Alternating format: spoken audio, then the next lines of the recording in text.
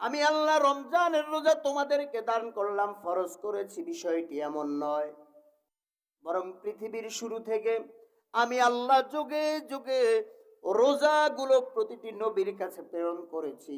তবে রোজার পদ্ধতি এক ছিল না, ভিন্ন ভিন্ন ছিল। কোন নবীদের মধ্যে রোজা ছিল রাত্রে, সন্ধ্যা সূর্য ডুবার পরে তারা খাবার খেয়ে সূর্য অস্ত সূর্য উদিত হওয়া পর্যন্ত রাত্রিবেলা রোজা রাখত। কোন কোন নবীর পদ্ধতি ছিল তারা কিছু রোজার জন্য তারা কিছু সদকা করে দিত, এটার নাম রোজা।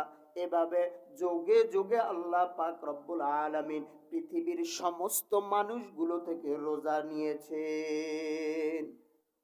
উম্মতে মুহাম্মাদিয়ার জন্য রোজার এই সিস্টেম, সকাল থেকে সুবহে সাদিক থেকে নিয়ে সূর্য অস্তমিত হওয়া পর্যন্ত রোজা।